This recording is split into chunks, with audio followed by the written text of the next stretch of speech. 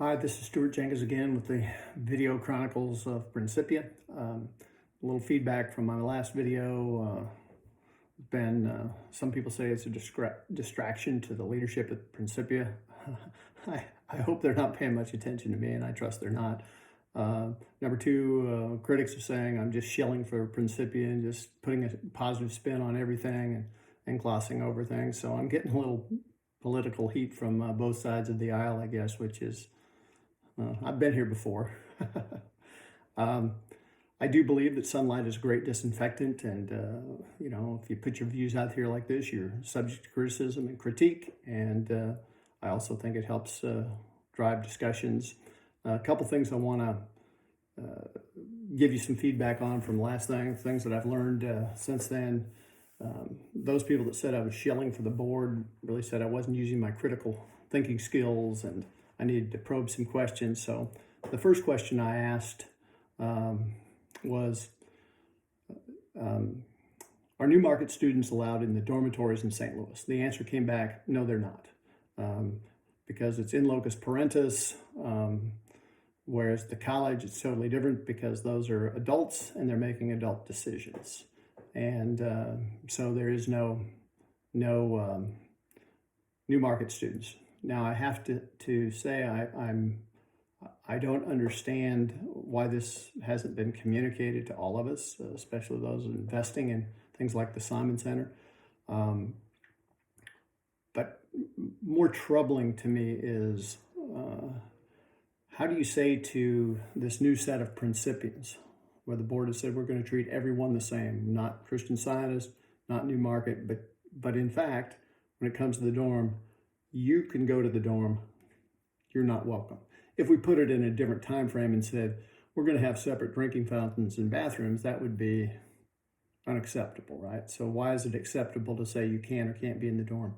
I think the in locus parentis argument is weak because Principia, from preschool through college, has always been an in locus parentis organization. For example, there are adults at ELSA, but we don't let the adult students make adult or legal age drinking choices or consensual sex choices. So there's a lot of in locus parentis. So that doesn't quite hold water with me. But I think a number of us have been asking, why is the college so slow? Why is the St. Louis campus out in front? Well, in essence, the Board of Trustees took the issue off the table in St. Louis and said, hey, we're just not going to deal with the medical use on campus issue because we're going to ban these students from the dormitories. And apparently they haven't been able to make that decision in ELSA, and therefore they call it complex, difficult, and so forth. But it's really about medical use on campus.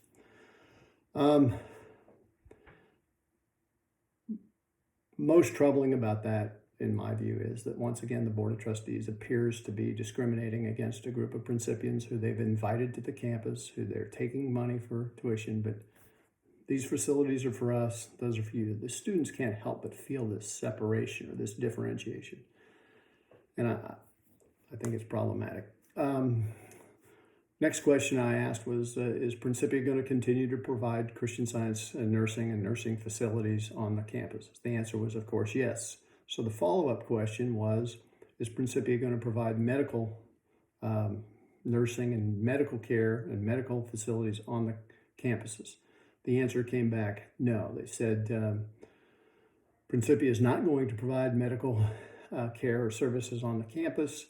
They do realize or recognize the need for transportation for those people who wish to seek medical treatment and are unable to drive themselves. I mean, this, again, I'd like to understand more, because this, the shorthand for this is you break your leg playing rugby or something, and you can't drive yourself, we'll call you an Uber to Jerseyville. Keep in mind, Jerseyville is 25 to 30 minutes away on a good day, and if it's icy and snowing, God help you. So Principia has come a long way. They have a treatment choice. You can choose your treatment. Prayer, medicine. So you have treatment choice, but the only option they provide on the campus is going to be Christian Science treatment. this is, as I understand it, patently unequal, because if you have a immediate need and you're a Christian Scientist, you have immediate care. If you're a new market student, not a Christian Scientist, you have a need, we'll call you an Uber to Jerseyville and we'll get you there as fast as we can.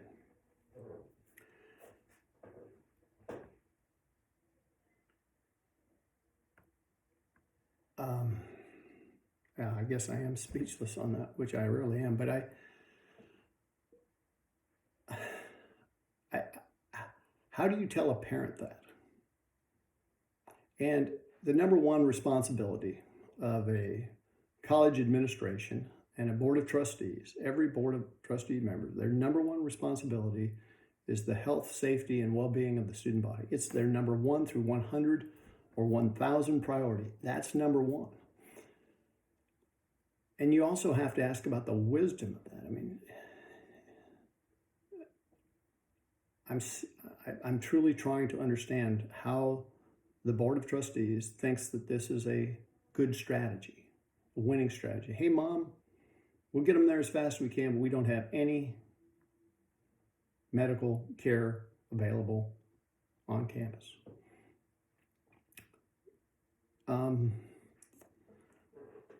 And it's clearly one group is treated one way, the other group is treated the other. How is this the same? How are we all Principians? How are we all bleeding gold and blue? You know, on the Howard Society call, board chair Meredith Olson said that the board had authorized the use of all resources, financial, human, and otherwise, to arrest the enrollment crisis. But I guess it doesn't feel like that is a complete statement, because what could be a bigger resource to the St. Louis campus for arresting enrollment than using the dorms at a boarding school to do that?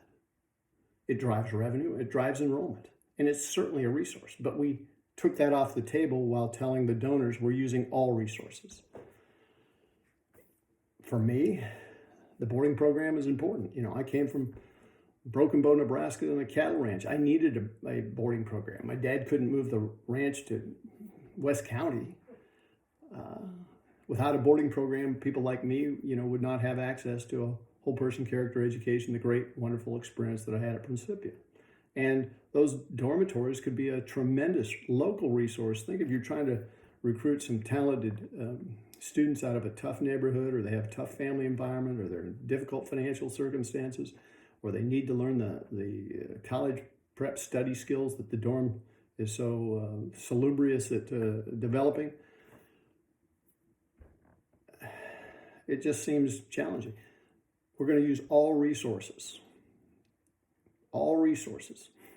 financial, human, and otherwise, but we're not going to use one single penny of those resources to provide medical care for a group of students who we know nothing but medical care their entire life.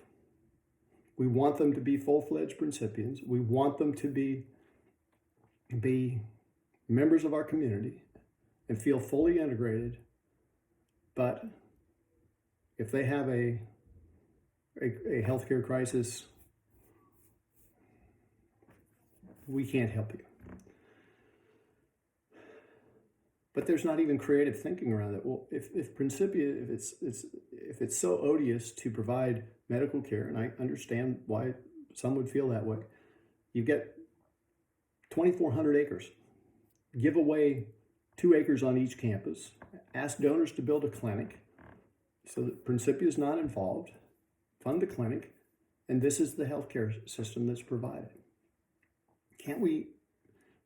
But my goodness, I think we've got to be very careful about putting the health, well-being, and safety of our students first. And more importantly, just making sure that those people feel loved and protected and cared for and respected.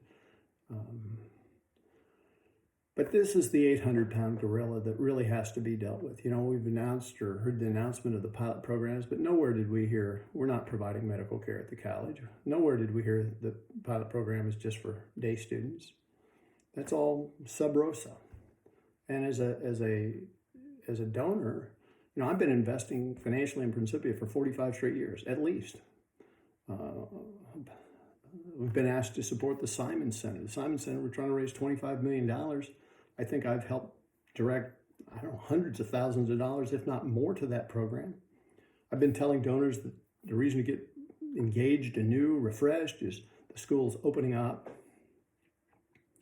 And now I find, well, we're opening up, but with no dormitories, no medical care.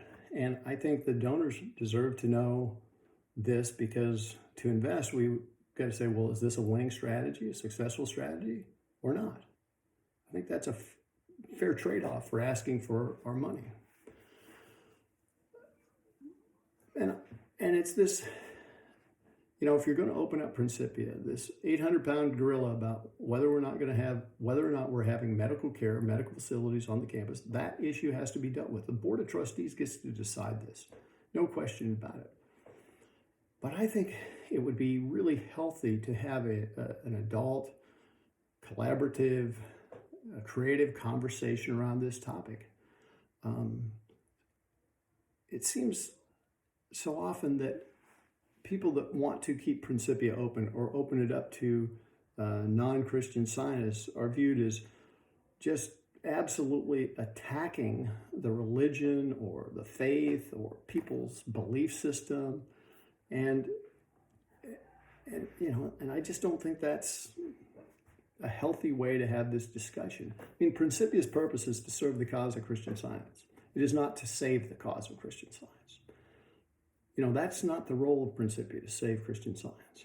And if the Christian Science church demographics are such that they can't generate enough membership and adherence to provide enough students to keep Principia open, Principia has done all it can.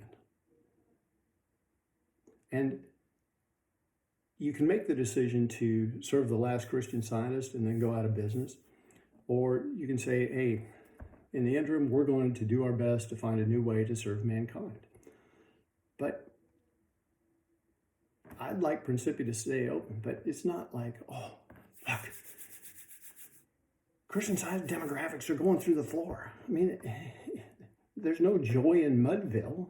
It's about trying to figure out what to do given the information we have and given the demographics we have and given the enrollment that we have with all of these great resources. Think about the great teachers, the great educators, the great coaches, the great people in that community, and how much good they can do, and the resources, and how much those resources could do.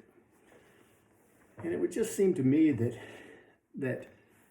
the people that want to open it up need to be very respectful of the sort of the cultural challenge of, or the heartfelt frustration, I think, that people in the community feel for saying, hey, we don't want to change. This feels like an attack on our very being. And I wish it didn't feel like an attack on their very being. I don't think it should be an attack on their very being. And it shouldn't show any disrespect for their faith or their religion or the founding principles of the school. And I think this discussion, a healthy, open, collaborative town hall done with joy, peace, harmony, to discuss this issue openly, not put this off the table or hide that. This is the 800-pound gorilla. What are you going to do with medical care at Principia if you're going to invite other people in? I wouldn't adopt a child that's 12 to 18, 22 years old and then say, hey, my healthcare choices are your healthcare choices. If you have a problem, that's all right. We support you. We'll get you transportation to the clinic. I think we need to be more loving. And I don't think that's an attack on the value system of those people that want to rely on Christian Science care. I'm always in favor of being pro-prayer, but I'm less interested in being anti-medicine or medical. And I think that approach would be salutary. But let's have a kind, gentle, thoughtful, robust, inclusive discussion about this. That's the 800-pound gorilla. Hope this helps. Take care.